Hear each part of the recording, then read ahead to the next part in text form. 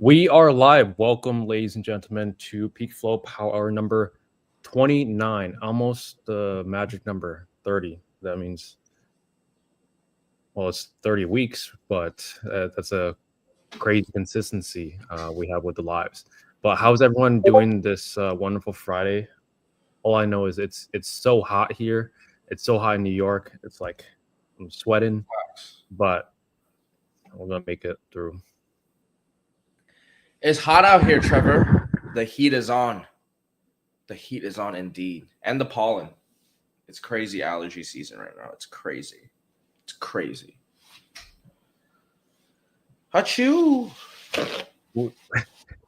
Hi, Jocelyn. Jocelyn's on the ride in the car again. She's in the car again? I think so. That's sweet. Welcome. Very professional. Yeah. My bad. All of a sudden you're sick. Huh? No. All of a sudden you got the pollens, all the allergies, and everything is all happening at once. Bro, you see my eyes, dude? Yeah. It's crazy. It's crazy. No car, just chilling. That's good.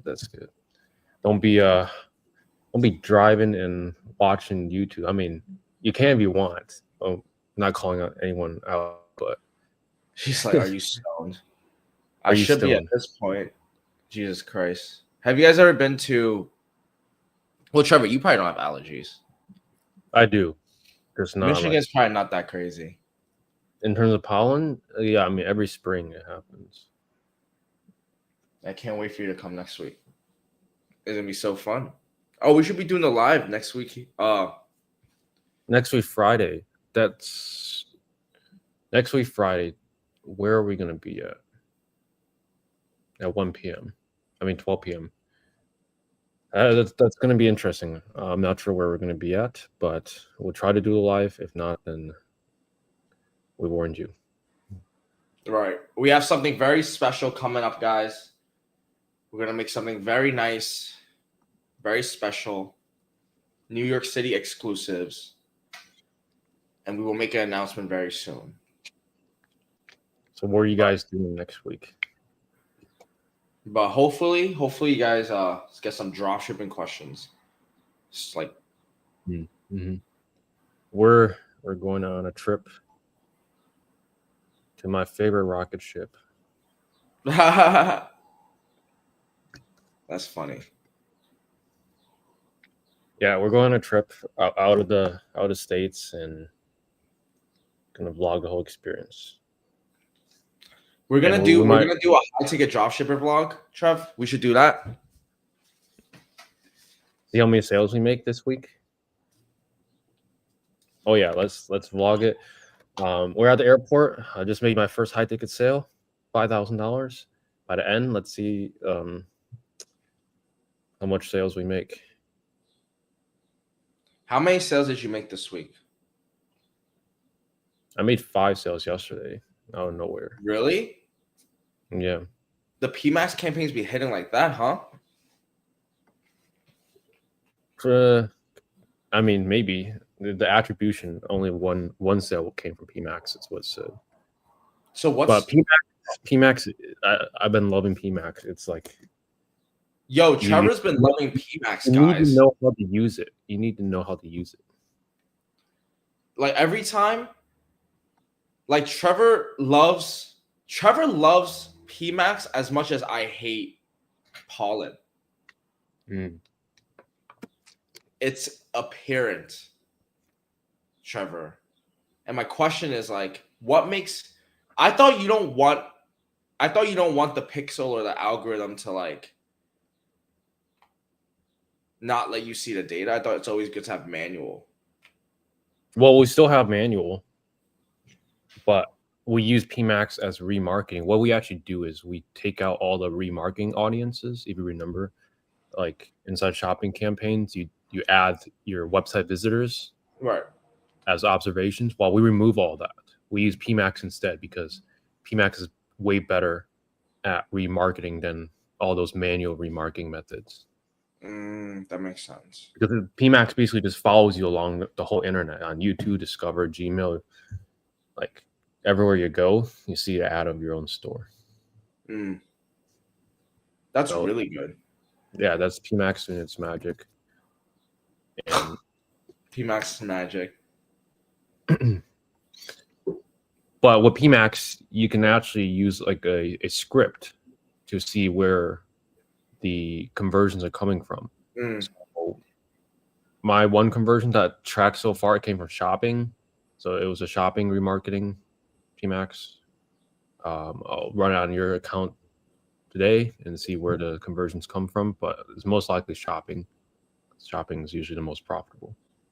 Shopping is more profitable than search. Bye, Jocelyn. See ya. Yeah. Shopping is when you optimize your shopping, your PMax campaigns get about in the coaching program today, right after this product feed, so that way you can maximize your sales with PMax and standard shopping campaigns. Trevor, I'm sorry. Either it was mine or you, but you might have to repeat that. I think you lagged out. Guys, did he lag out? Did I lag out? Well, like not lagged out, but like what you said. Okay, I'll go over again. But I was saying in our coaching program, right after this live, we're going over exactly what makes a good shopping feed, because a shopping feed is what makes or breaks your PMax campaigns in terms of profitability. A good shopping feed will allow you to show up for the right search terms, won't waste your ad budget on random search terms that are unrelated to your products, get you cheaper clicks, help the algorithm for customers. It's really the backbone of Google Ads success, and most people overlook it. So that's why we're doing a live workshop in the high-tech e-com launch program. Wow. Thank you. Thank you, Trevor. How much money I need to start an electronic trade?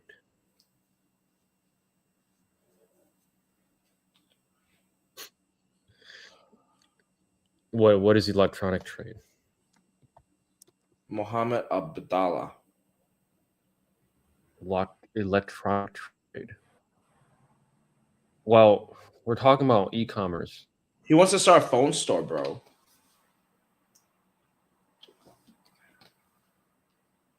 Okay.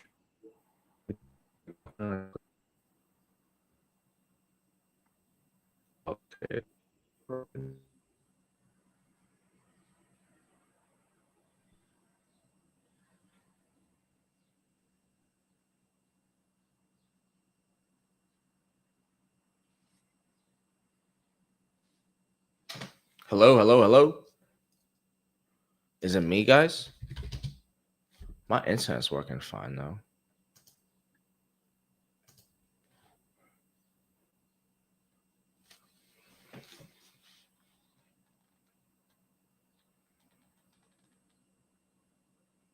Technical difficulties, I would presume.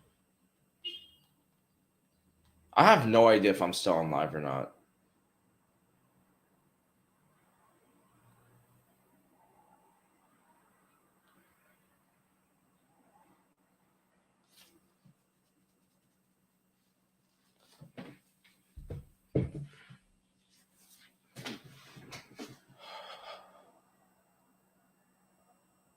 This is so interesting.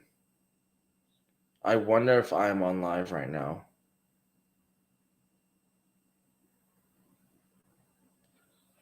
Let's just Marcus, you know what? Let's just assume you are. Let's just assume you are.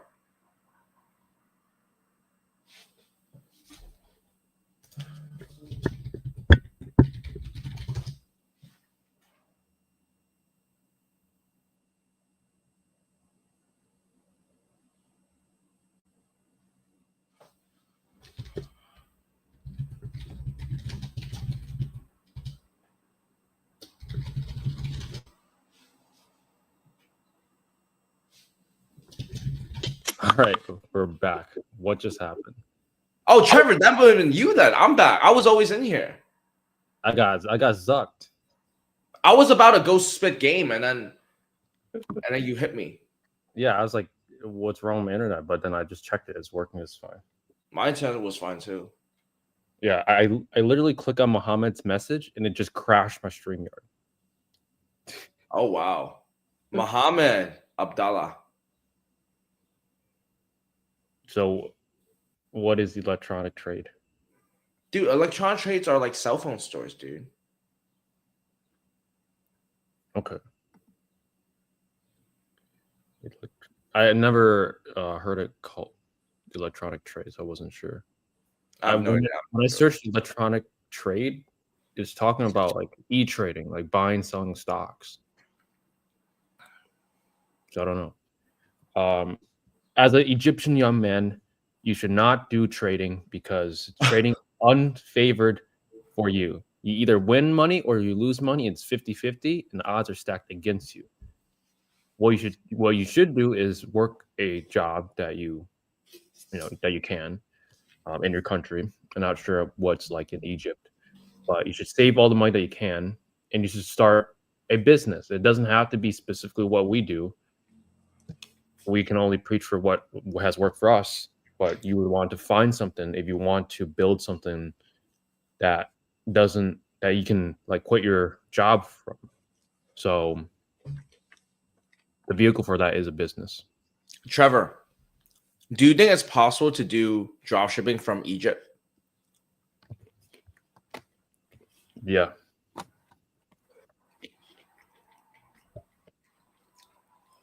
I met this one guy. He was starting his dropshipping story. He was from Egypt, I remember.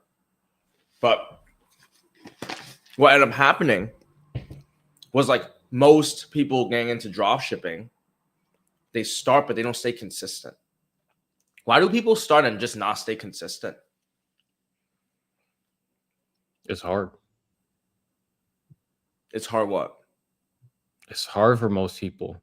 But here's the thing. Like Trev, like it's easy for us really because no, but like no, let's forget about like I want to just ask you, like for the viewers, for the audience, like how are you so consistent, Trevor? Like you show up every live. We show up, but how are you so consistent? I want to know. Because you're more consistent than me, motherfucker. How are you so consistent, Trevor? That's a good question. I'd say 3 years ago, I changed my mindset that wow, if I don't stay consistent, I'm going to live on the streets. What made the 3 years ago you say that though? Like, because that was when I was just starting to see some success in business. I'm like, oh, see momentum now. If I give up, I'm going to be on the streets because at the time I dropped out of college. So like I have no other option but to make it work. Right. So you should always position yourself. Even if you are in school and you have a job that's safe, you should flip your mindset where like you need to make this work or you will literally live on the streets with no sheets, with no pillow. No sheets? In New York City where the benches are like set up in a single way where you can't. New York? What's wrong? Why you gotta be New York streets? That's just because I know like the streets in New York, they purposely set it up where you can't. Or maybe that's California, one of those two states. I heard California. I don't know how bad California homeless is right now, but that's a good mindset to have. That consistency. That's how you do it. What's your recommendations in the high campaign if it's spending too much on junk keywords while my low campaign's not spending at all when the low campaign has high bids? What's recommendations? Well, reduce your bids in the high campaign. If you don't want to spend more in a high campaign, negative out the junk keywords, fix your shopping feed. That's also why you're showing up for a lot of junk keywords. And with your low campaigns, if you're not getting clicks, look at your search impression share. Where are you currently at? And look at your search absolute top impression share. Is it less than 10%? Is it 20%? Is it 30%? That tells you what percentage of the time you're showing at the very top of Google Shopping. So less than 10%, you need to raise your bids more. Because $3 bids, it could be really high, it could be just right, or it could be very low, depending on the niche and competition. Wow. Just bidding game. Real game. Guys, hear that cha-ching? We're doing it in real Wait, time. was that was my store? Guy, wait, what the heck? We got sale on the live. What happened? No, not sure what happened. But... Yo, I haven't had the sound in a while. Why is my sound? Oh, that was your sound. Yeah. That was your sound. I gotta have my dopamine for. Wait, Trev, you still have the Shopify? I thought you said it's bad dopamine, bro. It is, but I only do it so I can screenshot the orders. Oh, okay. Yeah, that's it. Usually I have the notifications muted. I think the high ticket Shopify notifications are a bit healthier than like low ticket. Low ticket, it was like cha-ching. There's just so much dopamine. I think they purposely do it like that though. Well, when I was selling eBay, they had the same thing. It's like a little money bag sound as well. And I would have that turned on. It would just like give me like 10, 15 of those notifications a day. That's crazy. Oh, why did I skip the question? What makes a good Shopify website? Which sections? A good Shopify website invokes trust. So phone number, reviews, is functional, but not overly designed where it's like hard to use. For example, Kanye West website. You're calling out Yeezy? It's like overly designed for what? For sales. It's not made for shopping. It's made for like design. Well, let's just not use Kanye West. Maybe like I don't know, BlendJet. BlendJet. Yeah, I mean the design is cool, but it doesn't have to be. It slows down the site. You can make it a lot simpler and still get the same message across. So for high ticket, you don't need to be the fanciest design. You just have to have the most functional and more industrial type design.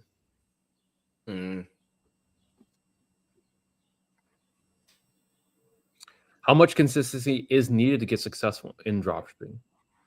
Well, from the man's consistency, how long it takes or how much consistency is, it never ends. You have to stay consistent. It never ends is the answer. That is the consistency that you guys want to learn from Trevor.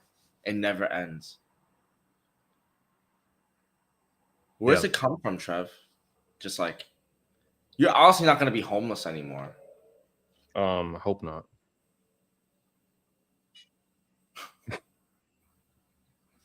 But no, it's because like we all work for a reason. It's to build a better future. Facts. For our next generation. So our kids, family, friends, things like that. So it's like, if I give up now, I'm just going to disappoint my next generation. So what's the point? Cannot disappoint. Keep pushing. That's right. Keep pushing. That is it. The price of the dollar in my country exceeds 50, which means that $1,000 equivalent to 50,000 Egypt pounds. And I work with a salary of 4,000 Egyptian pounds only. 4,000 Egyptian pounds dollars. That's $78 a month. I think it's a month. Yeah. Wow. Yeah, bro. What's the cost of living in Egypt? I mean, 4,000 pounds is $78 US, but it's easy for us to say that's nothing because Uber costs $78. So the cost of living is just so much higher. But if it costs, for example, 100 Egyptian pounds for something similar, then the numbers would make sense. But yeah, if you were, my best piece of advice for people that are in other countries that can't really save up is, yes, it will take longer to save up and start a business, and it's always stacked against you because of not only language barrier, your location. I would just recommend, just stay consistent. Don't spend the money that if you don't have to, and it might take longer, but if you're about it and you do want to make a change, maybe consider moving to another country. That it's going to cost a lot, but it will, in my opinion, like give you better opportunities. Where, 4,000 Egyptian pounds is only $78 US. Maybe you can move to somewhere. Doesn't have to always be the US, but maybe something like the UK, Australia, first world countries. I also always recommend, if you really need to, make some money, you gotta be around that. So, maybe in your hometown, if there's like a really fancy, Egyptian restaurant or some high-end restaurant, try to work there for a little bit. Maybe if they have valet parking, get a camera, invest into a camera, and start taking photos for like rich people. See if they try to get their emails. Try to just keep talking and networking with people of that. You never know. You're one connection away. Well, if your income is $78 US, the low barrier, no money business that I started when I was in high school was Instagram theme pages. Right. Instagram theme pages cost $0. You just need a phone internet connection, which you already obviously have. And pick a niche. Money, relationship, or fitness are like the most profitable niches. And I would start posting content, reposting content in that niche, building up the following. This stuff is not like rocket science. It's been around for many, many years. But you just have to stay consistent. This will test how consistent you are. Most people will just give up after a few months. So if you get your Instagram theme to a certain point where you can, people will pay you for shout outs, even if that's $100 a month US, that's still more than your salary. And $100 US for a theme page is nothing crazy. That's 2 shout outs. So if you were just like absolutely bootstrapping, have nothing, you need a business that requires $0 to start, Instagram theme pages, I've done it before. I ran a food page. I ran a business page and a few other pages, but I wasn't consistent. That's the thing. How long did you do it for? The food page I had for 3 years. The business page I had for 2 years. How many views did you get? The business page I got to like 18K. The food page I got to 80K followers. Damn. Just reposting content, and then I would get some shout outs here and there. How do you monetize that? If you have 80K followers, is that monetizable? Yeah. The best way to monetize is build a dropshipping store and sell a product that would correlate to your niche. But food would not really work. But I would just like, restaurants would pay me to get like a little shout out on the story. Nothing crazy, but it can go a long ways if you're in other countries. So that's what I would recommend, and try to like provide you guys with the best piece of advice for your current situation. Ryan B says, "What's up, guys? What's up? What's up? What's up, Ryan? I want to start e-commerce, but yeah, we just described that to you. PeakFlow, my body is ready, boys. Cannot disappoint the ancestors' bloodline. Yes, I know this guy. I seen him like 4 years ago in another high community. I won't say what, but I know this guy. Never spoke with him, but I saw him on the YouTube. I just recognized the name and then the profile picture. Yeah. Does PMax work well on its own, or should I use Sam Shopping along? I have a video coming out. It was supposed to come out today, but I didn't have the thumbnail ready. But I go over the strategy. But essentially, you're going to have your 3 shopping campaigns the same way that my videos teach, like high, medium, low. And then you're going to remove your audiences I just got my thumbnail just now. Great timing. So I would remove all the audiences, your remarketing audiences from your shopping campaigns, and then I would launch a PMAX campaign targeting that brand. So your PMAX campaign needs to be a specific theme. So let's say you're selling outdoor furniture. One PMAX campaign might be for 2 brands that sell like chairs and just chairs, or just a specific theme, or another PMAX campaign might just sell fireplaces and only fireplaces. You just want to have a specific theme per PMAX campaign. And PMAX works best if you're already running shopping campaigns. If you're just running PMAX by itself, I would not recommend that, because you may as well run standard shopping, because that's just better. You get the keywords, you get the data. There's no need to run PMAX by itself with no standard shopping. PMAX is actually going to be really good for retargeting now that you even think about it. Yeah. And with high ticket, it's all about touch points. Okay. It requires multiple touch points for a customer to buy. So the more touch points you can give them, the more likely you can get them to convert. And PMAX is the ultimate remarketing campaign on Google. Right. It shows your videos, puts on Discover, Gmail, blogs, search, shopping. Basically, any property that Google owns, your ad's going to be remarketed to. So how important is creative now in the process of that retargeting? How important is like the creative? Is it like very important? Oh, very important. Yeah. I mean, you can have poor creatives and it can still work because it's high ticket. That's the beauty of it. Right. Because you have margin to play around with, but good creatives will make your PMAX campaign even more profitable. So the YouTube videos that I was filming 6 months ago for my store are now actually effective for PMAX. Really? Yeah, better than supplier videos. I take those videos, put them on PMAX, use them as remarketing. So the better assets that you build over time, your PMAX campaigns will be better than your competitors. That's so interesting. The vids that you put. Oh, okay.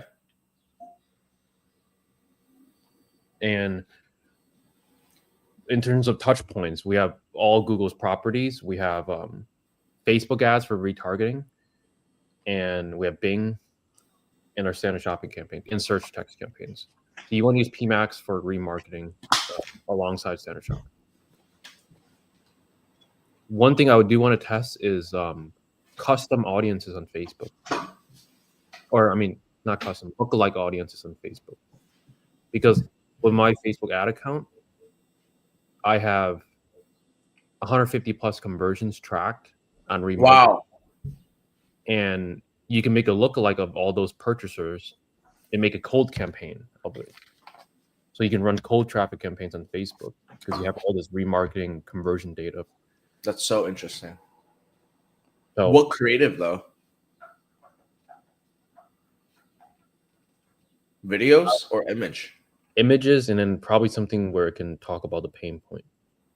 Because we have a member in our community that's running Facebook lead gen campaigns for high ticket. He's getting like $1.50 leads.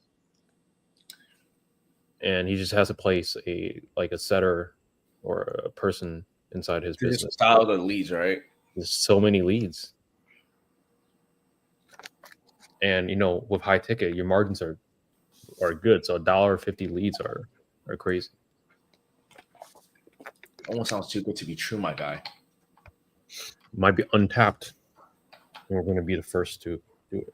Man, if you guys actually, rewatch these lives, or you guys come on these lives, there's really some golden nuggets in these,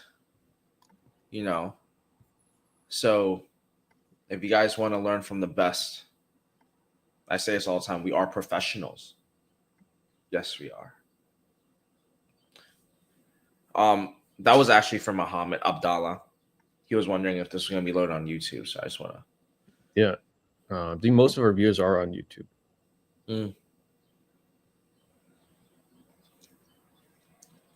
My Facebook account keeps getting banned. Tried ad agency account, it's getting banned, and keep getting temporary permanent hold. Ice. Do you know any solution of this?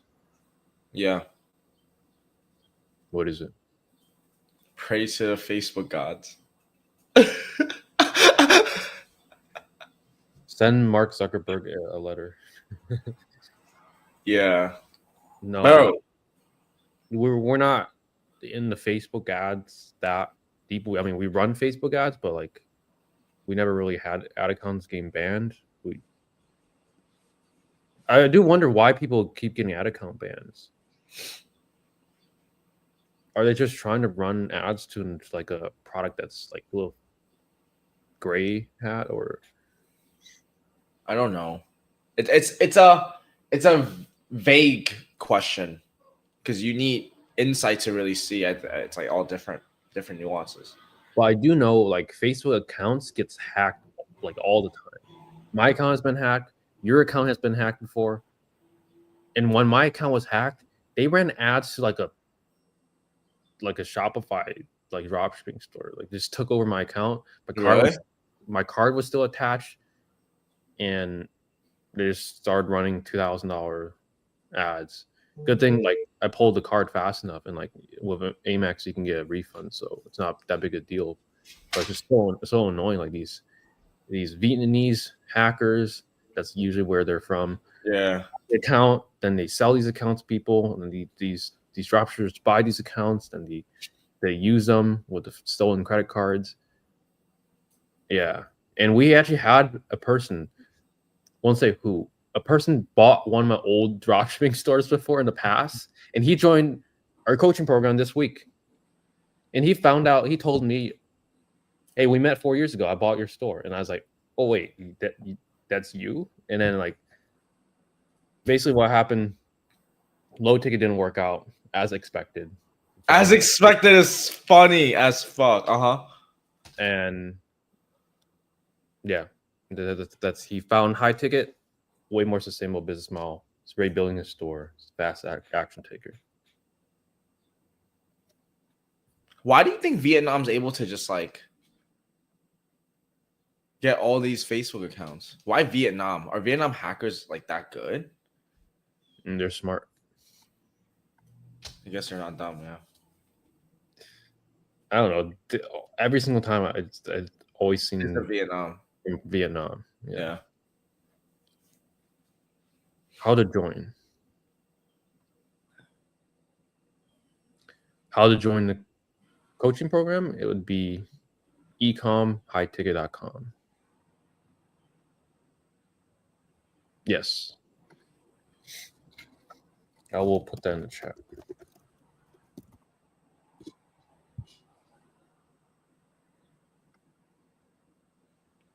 Also, I have two products that complement each other. Would you recommend, or have you tried creating a bundle, promoting as a bundle in PMAX? Are they on the product page? No, two products.com. Oh, I mean, if you like bundle two actual products into one. That's what I'm thinking. Packages. I have tried that. I haven't really gotten better results than doing a single product. I think the single product plus the add-on is a little bit better than forcing people to buy it together. But with anything, you got to test it. Test it. Yeah. It really depends on a niche, I think. It depends on what your client wants. Like if they do projects and shit, I don't know, maybe like construction projects or whatever, and they need to maybe bundle like different equipments or like cleaning machines, like, okay, sure. You know, it really depends on what your client wants and if that package even makes sense, you know. Mm-hmm. Yeah. But yeah, I would just run PMAX for just one of your brands for now. Maximize conversion value. And in terms of your budget, I know Google recommends 3 times your average CPA, which is crazy because usually that's like $600 a day. But I wouldn't start with less than $30 a day. Like you could do 20, and we have accounts that are on $20 a day starting out, and they do work. But I do believe that if you have a smaller budget, it's less likely to work. Mainly because of the fact that it's gonna not it's not gonna get enough conversions in time. It's never gonna exit the learning phase. And PMAX drives, or how PMAX works is it needs conversions to find more conversions. So if it can't get one conversion, then the campaign's gonna die.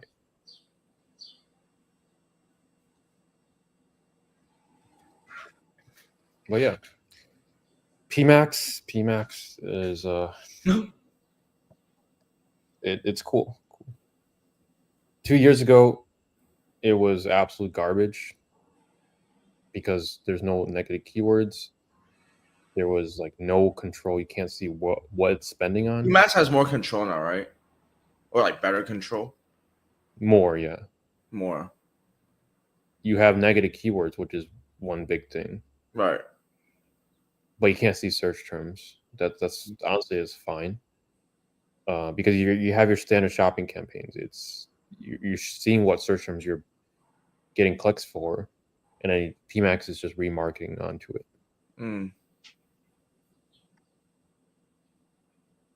I know it's one brand per PMAX campaign. Is it one product each asset group within that campaign, or multiple products? You can have one brand and multiple products inside the asset group.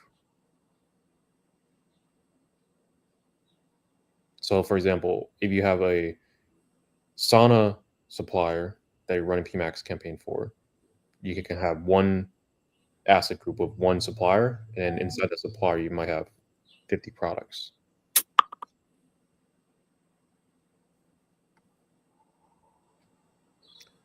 Fix your shopping feed. So your title, your images, your Google product category, your UPC, your GTIMs, your titles, descriptions, your attributes, so size, color, inside of Google Merchant Center, all that has to be filled out as detailed as possible. You can optimize the title in a way where it includes more keywords that are pertaining to your product. But just keyword stuffing is not good. You want to find relevant keywords, and also you want to see what your competitors are doing. It comes down to the basics that my old mentor, me and Marcus's old mentor, Cherie Kanase. Oh shit! 4 years ago, I haven't heard that name in a while. With Google Ads. Yeah. That was back in the standard shopping general testing campaign, and then manual CPC. Yo, bro, stop the spammer, bro. We see your comment. Why are you spamming? Bro, can you block him? Yeah, I can ban him. Ban him, bro. Yeah, just ban him.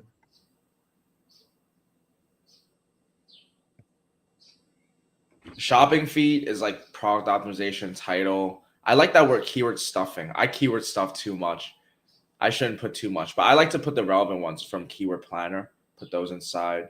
Tags. You know, you fix also want to make it like readable. Right. Like, for example, if you just put a bunch of keywords, but it doesn't flow naturally, that's not a good title. Yeah.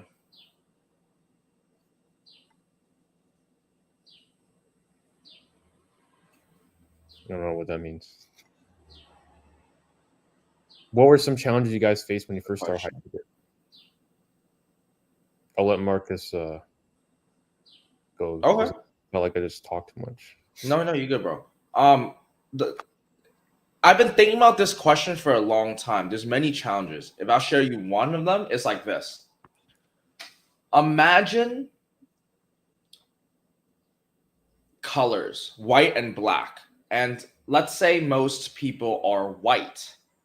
And you kind of just start to realize as you're cruising along through life, you're inching towards black, right? You're more of a black sheep. If you feel like that, that's how the business feels, because as you start doing it, you're going to want to tell your friends about it. You want to tell your family about it and be like, yo, you should try it. But they're not understanding because they're living in white and I'm living in black.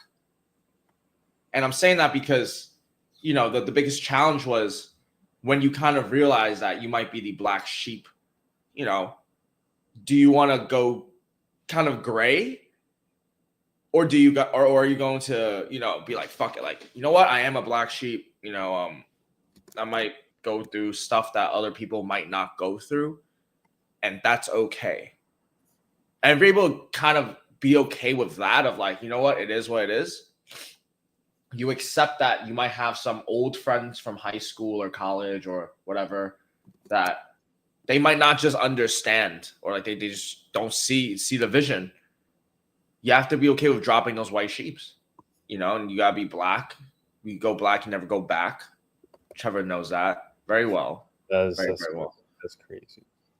That's crazy. But that's been the biggest challenge, dude. It's like really figuring out like your circle and figuring out like, who am I? It's so weird, but that's the biggest challenge, because once you kind of like realize like, okay, like I'm gonna do this, like I'm gonna make high, like kind of like what Trevor said before, I'm gonna make this work.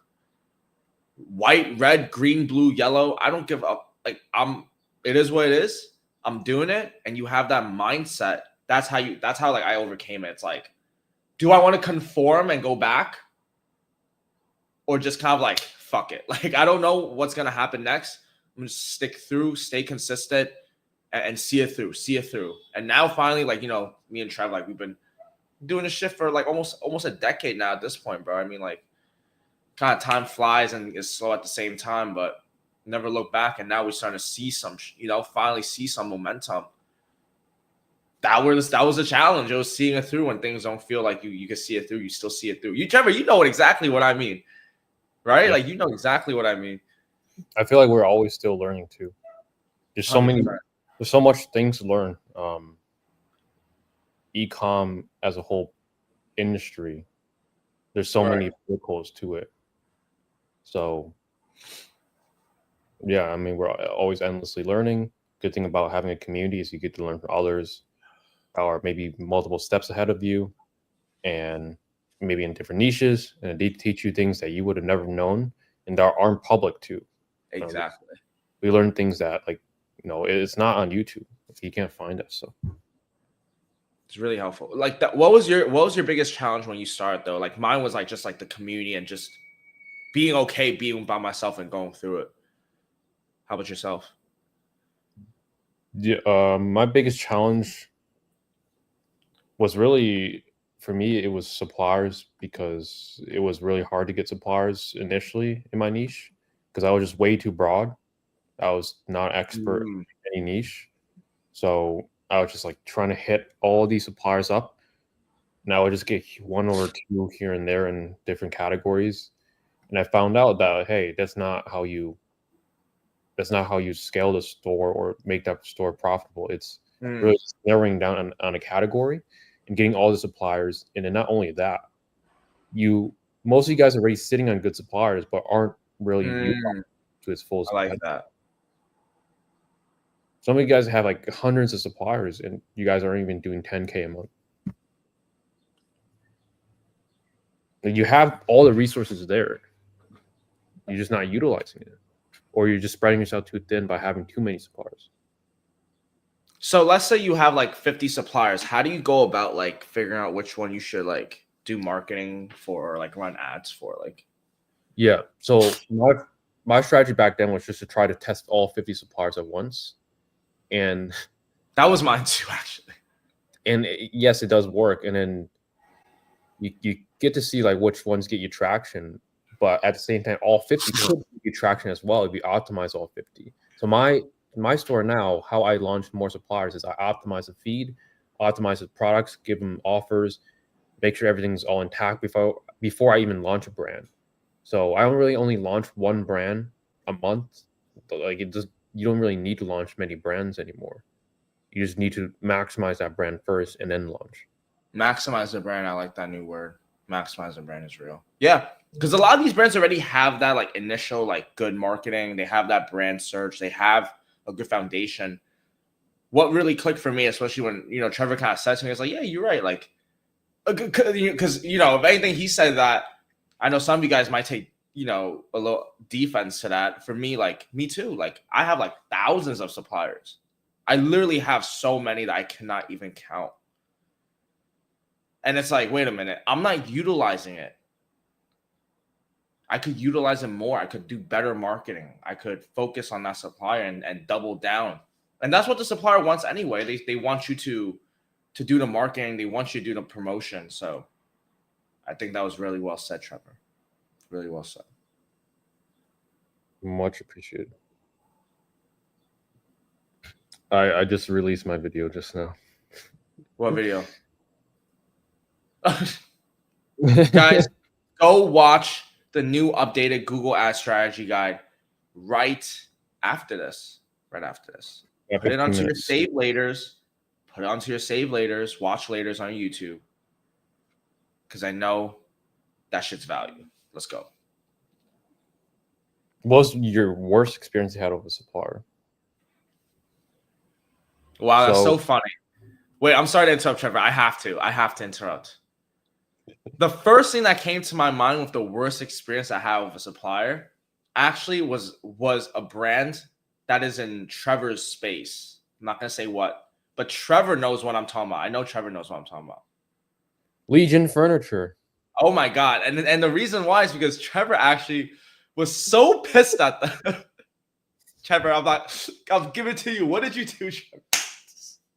So funny, I made a video about Legion Furniture. It's awful. Show them, bro. Show them. Show the viewers what they want to see, bro. Yeah, I made it last year, but essentially it was like each order would just end up in a loss. Each order would no, you know what's crazy? Because I think they use the shipping to like they'll let you sell it, and then they'll slap you with the shipping charge or whatever, and then you go negative, right? Yeah, each order is just not profitable. Yeah, it was crazy. And I told them like you should increase the map price, and they said no, I don't want to increase it. You should sell above map. Like, are you stupid? And not only that, the quality of the product is just garbage. So you got a lot of damages. Luckily, I only shipped 5 orders, and 3 were damaged. Damn. So I mean, they also might just be shipping them on their own account once they're damaged, filing the claim, making the money on that. It's outrageous stuff. Wow. I think that they've been probably one of my worst experience. I haven't really had 2 bad experiences. The other one was like Dundalk Saunas, and it wasn't even a bad experience. They just gave me mad attitude. But in their defense, like they probably have like hundreds of dealers, and like I didn't get that many orders from yet. So like I don't know, they just seem like dickheads and just like. But at the same time, you know, they might just be business. You know, like I don't know them well enough, but that was like my worst experience. They just gave me some attitude. Like, sorry, Marcus. Like, yeah. So that's not even that bad, to be honest. You know, to be honest. I mean, Dundalk Saunas, that's a very popular brand. A lot of people probably have that brand. And I'm going to give you some insider sauce because Dundalk Sauna is actually a really crazy good supplier for some of our clients. They're That's so funny. Ton of that brand. That's and so you guys all have access to it. Why aren't you guys making more sales? It's because they're niche down. They have a better offer. They have a better website. They maximize everything. They're maximizing each supplier as much as they can.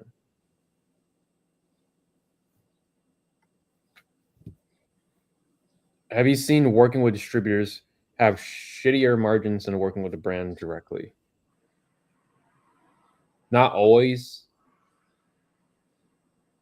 I don't really work with too many distributors, but from my experience, not always. If not, I mean, it's like 50-50. Sometimes they have worse margins. Sometimes they have better margins, actually. Yeah, it really depends very, very variously. Depends distributor to distributor. Bro, some distributors give really good margins. I'm like, how? Yeah, they probably get it for really cheap. Yeah, must have bulk buy it from the supplier at a deeper discount. Joanna Zhao says, "Hi guys." Hi, Joanna. I have an important question. Should I keep closing suppliers even though I recently lost my job and I can't run ads with them or sell their products? Do suppliers care if they're not active for a bit? Number one, try to get a new job ASAP. So that way you have income coming in. Number two, yes, you can sell products. Sell suppliers without running ads. It's just a lot slower and less predictable because of no ads. And number three, some suppliers do care, but very, very few. I would say 1 in 100, 150 even really check up on you. Right, and just to add on to that, I want a lot of the viewers and everyone to understand. I've spoken and called a lot of suppliers.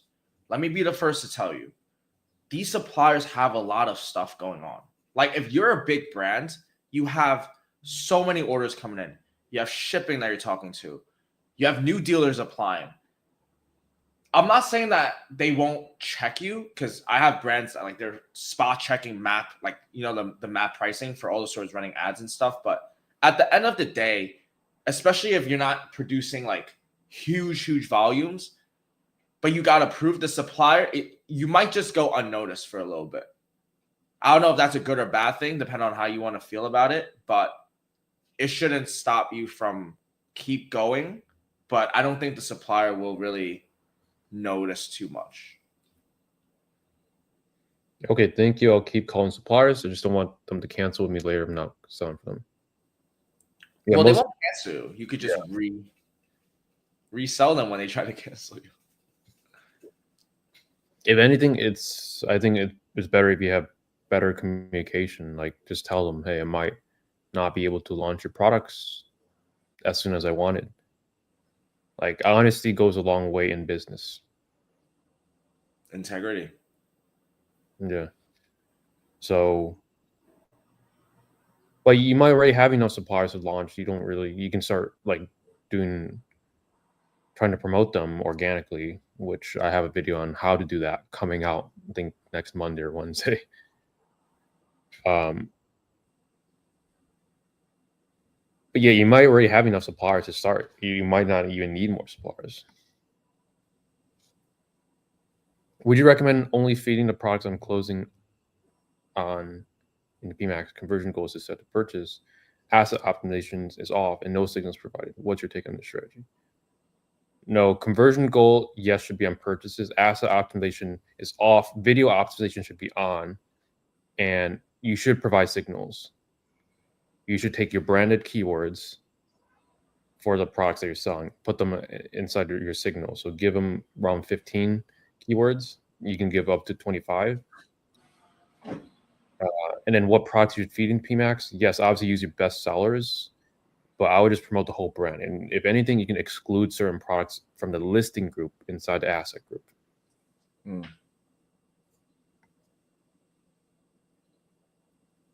Hi guys, I'm using WooCommerce for my site. Should I try Shopify? I got a lot of issues with payment processor and so much coding. Yeah, try Shopify. I'll use Shopify. As long as you have the budget, you can use Shopify. Big Power Hour. I'm new. What is this? Welcome, Nick. So to introduce ourselves, we do a business model called high ticket dropshipping, which is selling products from the US using Google Ads, and it's a business channel. So if you're into e-commerce or building a business, join in live every Friday, 12 p.m. EST. Welcome. What's the longest you went without making a sale for a supplier? I guess 4 years. I have suppliers that I never made a sale after, because once I closed them. Yeah. And then I think what people are worried about is like, oh, what if a supplier calls you and is like, oh, you're not doing the sales or whatever. I've actually had many suppliers do that on me. Infinity Massage, I don't want to call them out, but they're very spot checking. They spot check. But what do you do in those situations? It's actually really easy, guys. You just have to resell. You just have to like re-pitch to them. And the easiest way to tell them, or like what I would say is like, like let's say their name is Chelsea. Chelsea's very strict. She's like, Chelsea, she's calling me, Marcus, like, why are you guys not promoting and selling these outdoor benches? I thought we were supposed to sell these a lot. And what you actually want to tell them, be like, oh, Chelsea, I hope you're having an amazing day. It's great to hear your voice. Always mitigate the situation. That's the first one. Mitigate it. Hope you're having a great day. So what's actually going on? But we've been doing more marketing and promotion with other brands, and it's been doing really well. I was actually wanting to reach out to you again and reconnect because I needed the updated catalog, and you can kind of just direct the energy again back into let's make this work. Because the truth is you are doing marketing and promotion for other brands, most likely, or else why wouldn't you be like posting social media or running ads for that brand? Like you're probably doing it for someone else. So yeah, I'm doing it. I'm doing a marketing promotion for someone else. But I'll come on to you. Please give me some time. Thank you. Something like that. Nice. Hi guys, do you have any keywords, non-negative keywords for shopping setup?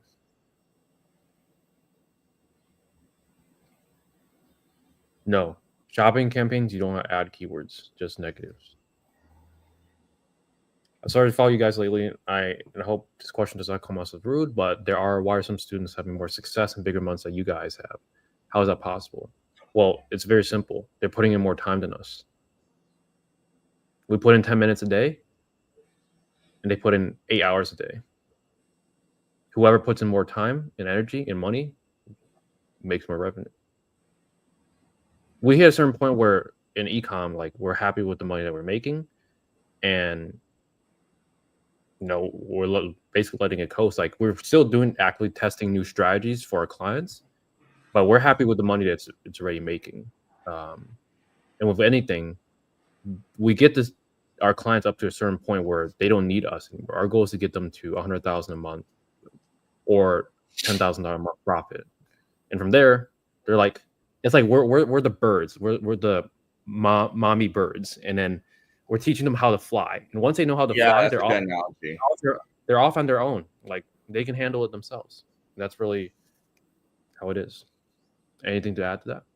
For me, like I think Joanna brings up a good point. Like we do have many students; they are doing better than me. I actually tell a lot of people all the time, and honestly, it pisses me off. It pisses me off because I should be doing that, but honestly, I'm doing the best I can right now. I have multiple businesses. There are multiple, like 7-8 moving pieces at the same time, and there's times where you have to push yourself and say go. And then there's times you have to be realistic also and just kind of like understand you have limited water and you need to water it in the right fruits and everything yields. And I'm completely okay with the pace I'm at. I'm like doing better than most people I see on an everyday basis anyway. Right, Trev? Like, like life is pretty good for us. Like life is good. And we're only learning. It's only going to get more. If we're able to help others, we're going to help ourselves for sure. Like we are. So. Yeah, it's about time. Wayfair didn't build to Wayfair in 1 year. Correct. They've been in business for easily at least 20 years. Same with barbecue guys. They've been in the industry long enough. They even released a report that a lot of the brands they've been carrying and selling for 7+ years. You're not going to just come in and outdo them in revenue. That's not possible. Maybe in 7 years you can match their revenue because it takes time to grow and make these decisions, fail in these decisions, and make better decisions. Nick K, well, just consume some of our content because it is the last minute. We do have to hop on our coaching program call on shopping. The live workshop, right? Live workshop.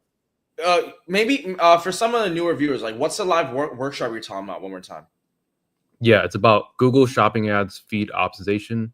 It gives you cheaper clicks, makes your ads show up for the wrong keyword less often. And a better shopping feed will make your shopping ads and your PMAX campaigns more profitable. It will tell the algorithm to show up for the right keywords. Simplest way to explain. Really good. Can you guys stay longer? I mean, Marcus, if you want to stay on, you can. and I'll just start the call on another computer.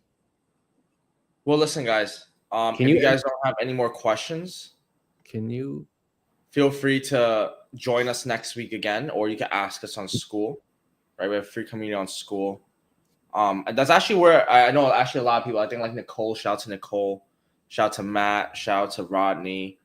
Shout out to all of the folks on School. We check those daily. We have lives every Friday. Holy. Trevor's legit. I know who he's talking about. 20 mil? That's crazy. I appreciate Nigel. Yeah, I know Nigel from another community, but I never really spoke with him. But yeah, I know Nigel's the OG. When's live workshop? Guys, the live workshop is exclusive for one-on-one students only. It's inside the coaching program. If you guys are interested in learning how to get a profitable high-ticket e-commerce store, get a coach one-on-one. This is the exclusive live workshop inside there. Until next week, guys, thank you so much for your time. Book a call with us if you guys need. We'll put the link down below. It's ecomhighticket.com. ecomhighticket.com. And peace. See you next week. See you. Bye.